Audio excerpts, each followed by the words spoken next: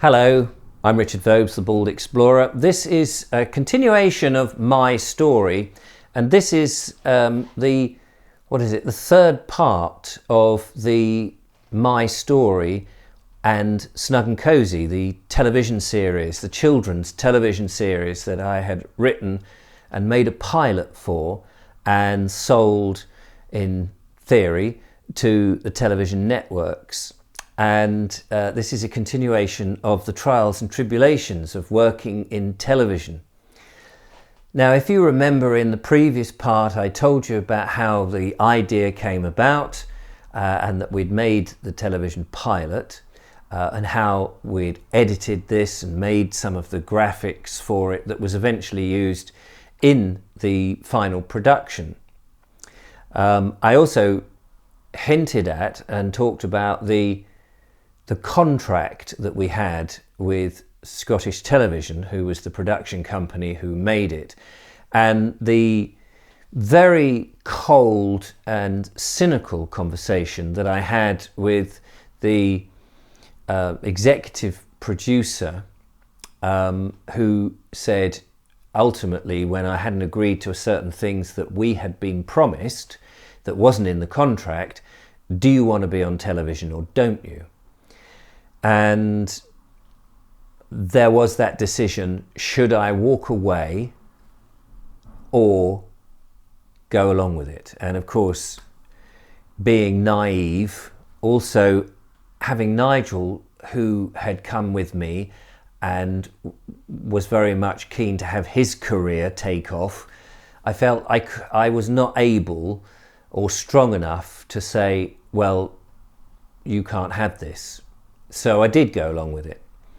And we signed the contract, which meant that any production profit from the production budget that we had been promised 50% of, we weren't going to get. And the overseas sales, I think actually the overseas sales thing, I think that came about, although there were no overseas sales. They did nothing with the TV series. And maybe they felt that they needed to have had a third series. We went to 2 series, but there wasn't a third series, and it's possible that there were just not enough in the bank, as it were, enough episodes in the bank to warrant selling it. I know that when you have a TV series, and you're trying to sell the episodes to another country, they may want, I don't know, something like 48 of them as a starting point, so they can run them throughout the year. So we had, the first series was 6 episodes, and the second series, they extended it to 10. We didn't know we were going to get the second series. I was pleased to have the 6 episodes, although I would like to have had 12 or 13, which was more standard. You had 12 or 13 because they went with the seasons of the year. So you'd have the summer season, the autumn season, and the winter season, and they would be in blocks of 12 if you're having a weekly show, because that's how many weeks there are basically in the season. And we were going to launch in 1996 in the autumn season, which was the best season really to launch in on television, especially in children's television, because the kids were out in the summer and weren't really watching much television. And then as they go back to school and they come home from school and they switch on the television, you've got something for them to look forward to. And so during the summer and the beginning of the autumn, the new programs would be trailed on the TV. Well, before all of that, of course, I was in an awkward situation with the Cozi production, the partnership that I had set up with the lady called Joyce, who had put the money in to help the pilot get made, with Philip, who was a friend of the family, of her family, that she wanted to further his career by investing in him, but not by directly just giving him money, so within a business. and of course myself. Now, we had this problem that, and of course there were also, I should add, the people who had given up their time and had got involved in the pilot, that I had said that the aim of this is to have our own production company, and if we get the contract, all of us will make this program, and as my thank you to everybody who's helped, you will all be employed, contracted in. That was the thing. Same with the lighting people.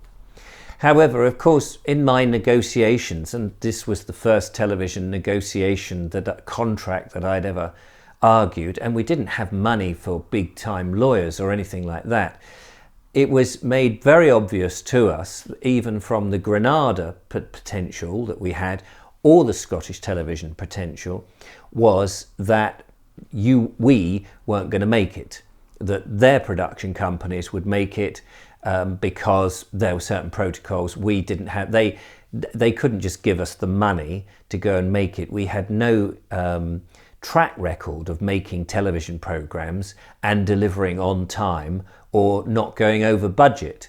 And they were very, and of course delivering the quality that would have been desired. So there was no way that was going to happen. And I guess naively, I'd grown up, as I'd said previously, with things like the clangers that had been made in a cowshed years and years ago. So I thought it was possible that we could have got that production company. However, the Scottish Television had offered us the profit from the production budget and also these overseas sales, 50% of the overseas sales capital.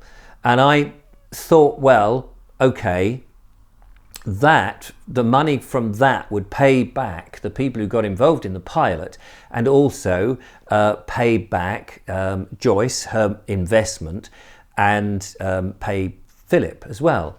That was where the income was going to come in, assuming that the series was successful and that Scottish Television stuck to their promises. Well, as I say, I know the production budget wasn't there, and the overseas sales never happened, and I can't really 100% remember whether that was in the contract or not, but I do remember arguing the case, but having this conversation, do you want to be on television or don't you?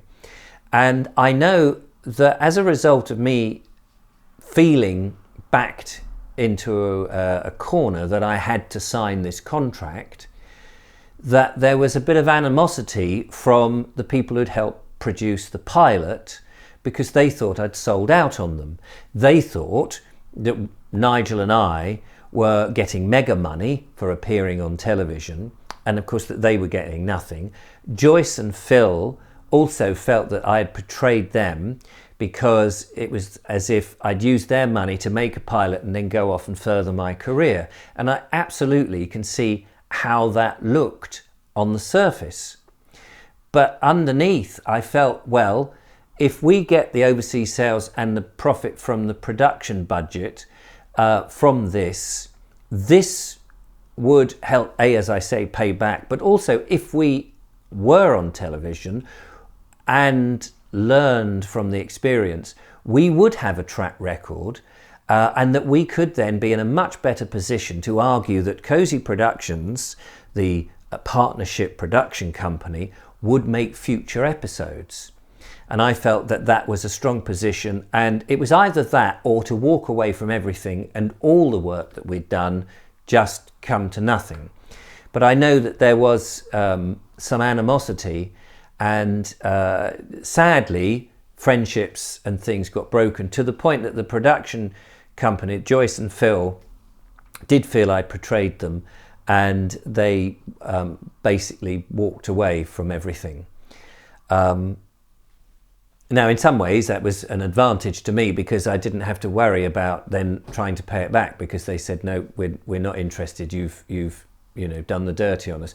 And I was desperately trying to explain that that wasn't the case, and that I was looking much further down the line, that we had to get the series on television to have some form of credit, or credibility rather. Anyway, so that was going on.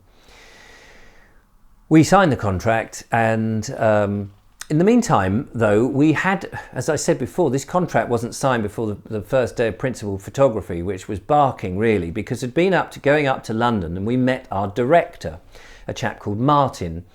And Martin was a very enthusiastic, very nice, very likeable chap. And I'd taken my scripts, and he wanted to rewrite all the scripts and go through the jokes. And it was a bit of a, we were in this, I remember we were in this room, and he was going through all the jokes, and I say jokes, it was all visual comedy, Laurel and Hardy, slapstick visual comedy. And he was saying, oh no, this is too long, and we'll get rid of this, and we'll do this, and we'll do that. Now, I always felt that I knew very little about television, about making films, despite the fact that I'd been doing this since I was a kid. And I was hoping to learn like a sponge from all these professionals who did it day in, day out, and had everything down pat. And working with Martin, I found that some of the stuff he was doing was very hackneyed, a bit cliche, and I thought, oh God, I'm not sure about that. So I was arguing my case, and I said, but the essence of the pilot is the essence of the programme, and Snug and Cozi wouldn't do that. So we'd developed this gobbledygook, which, as I demonstrated before, was Cozi, you schlimpin, you schnabber, schnabber, what, nim schnabber, what, nim schnabber, you snabber. And Martin had come up with this. He said, oh, rather than talking like that, why can't you just say things like nip, nip, Cozi? Very precise words, but in a very naff way, so that we would pick up something and go, oh, nip, nip, Cozi, nop, nop, Snoggy. And Snoggy, I don't know who Snoggy was, he was a character that never materialised, Snuggy. And I said no, but we compromised, and I was happy to compromise, because we would come up with certain words, and we thought it would be great fun to have a sort of dictionary of terms. So one was about a ghost, and the ghost was groll flapper. So we'd, oh, Cozi, schlim, schlapper, look, a groll flapper. So with bits of English would snip in, not intentionally, like, oh, lookin'. There was this sort of almost mock German in there, really. Lookin' at growl flapper. A JCB we had, and that was a tuff whiffler, like a dragon. We saw it as a dragon, the tuff whiffler. So I was thinking of teeth, whistling teeth, So I came up with these terms.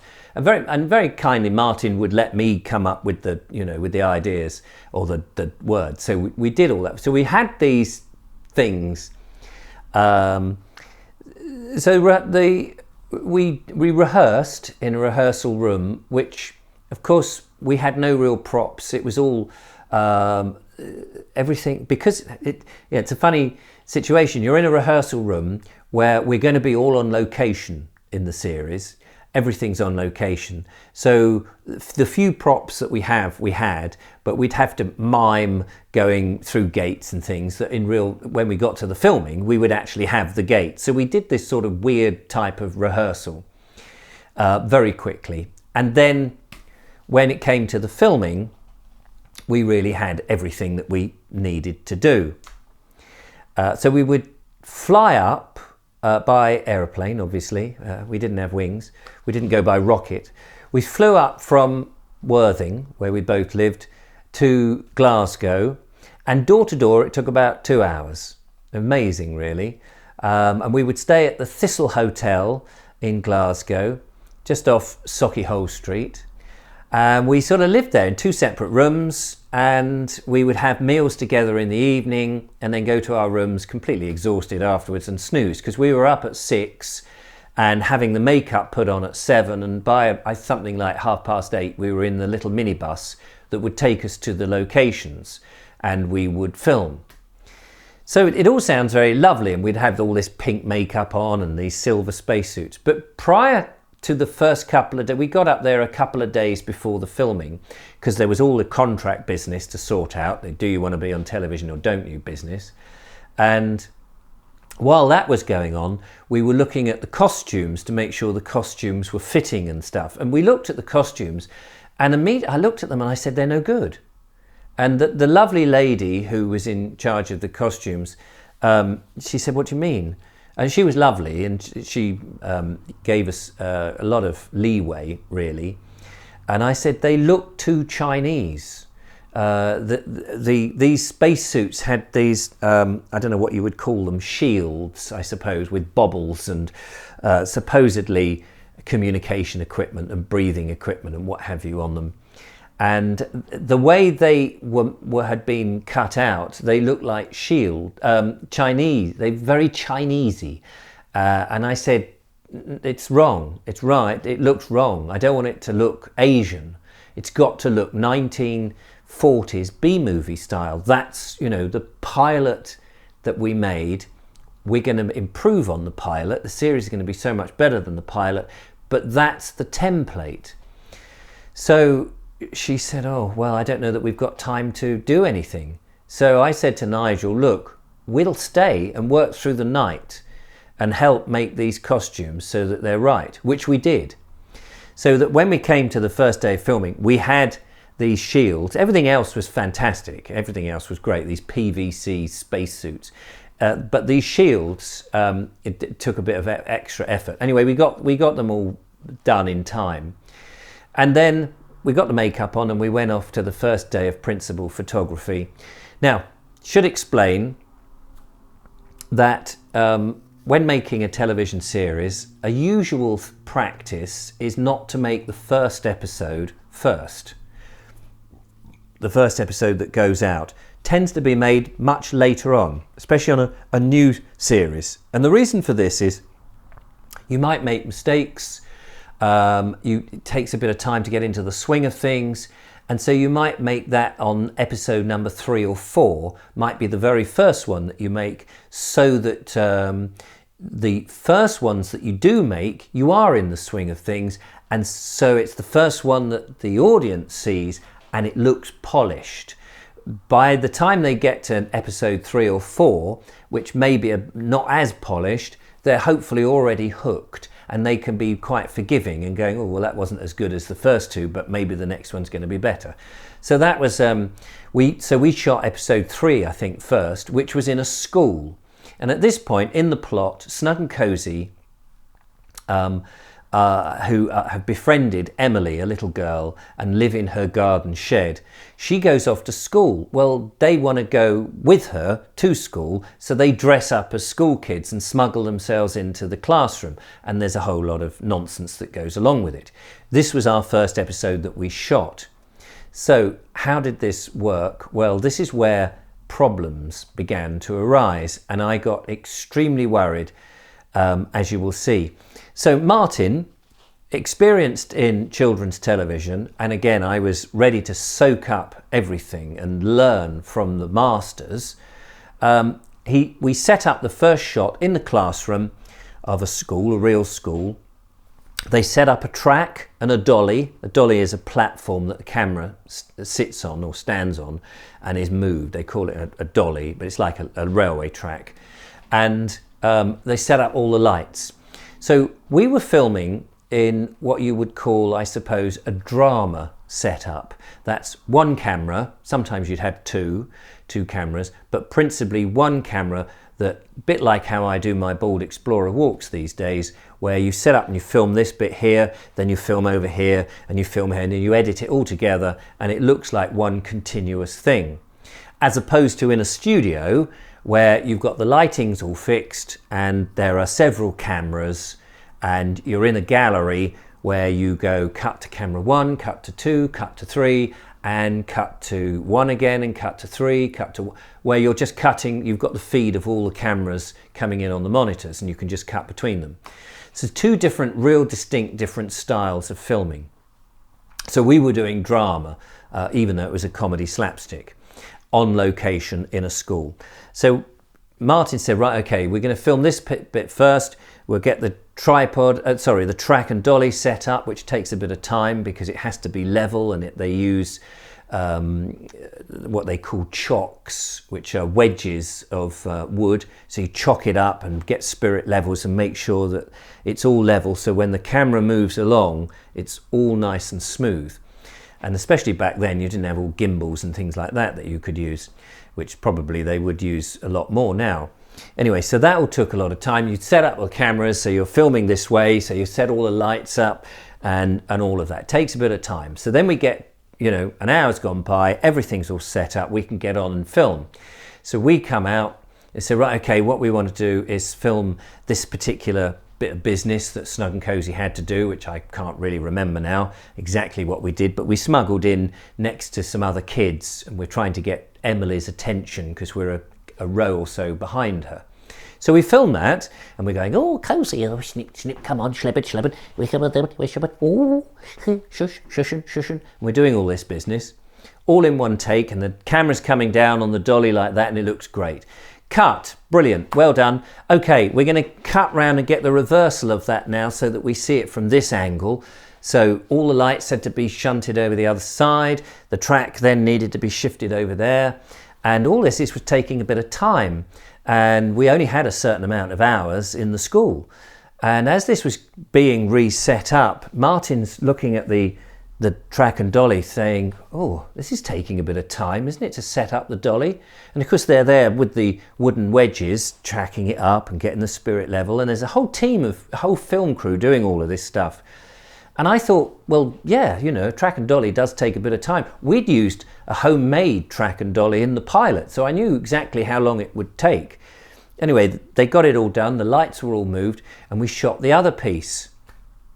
Well, then we shot that, and we did whatever it was that we did, the reversal of us coming in, like, oh, Cozi, look, slipping, oh, Emily, and all of this. Cut, great, loved that, fantastic, well done. Right, let's get a shot now from this side where you come down and sneak up next to Emily. And I could see there was this sort of weird murmur from the film crew because this involved putting all the lights back to where they were on the first shot and moving the track and dolly back where it was on the first shot. And I was thinking, well, why didn't we do that when we had this all set up? And I was about to say this when the cameraman, the director of photography cameraman, went over to Martin and took him to one side, and I overheard him saying exactly that. Why didn't we shoot that when we did it? And Martin said, well, I'm filming in sequence. I want to film each scene in sequence. And they said, well, you can't do that on a drama shoot because it'll be another 40 minutes whilst we get all the lights over and set all this. And then if you're going to come back this side and we've got to keep shifting it, we'll never get it done. And he said, oh, I didn't realise this. And I was thinking, but of course you must have realised this. I mean, any shoot, you always, if you've got lights and things like that that you need to set, you'll film a master shot of all the action from one angle. You'll move the lights and you'll film everything that you need to film from that side. And then if you want to do reversals, you'll move the lights and do it. So you only have to move the lights 2 or 3 times, not for every shot. I mean, it's so basic filmmaking. And he didn't know.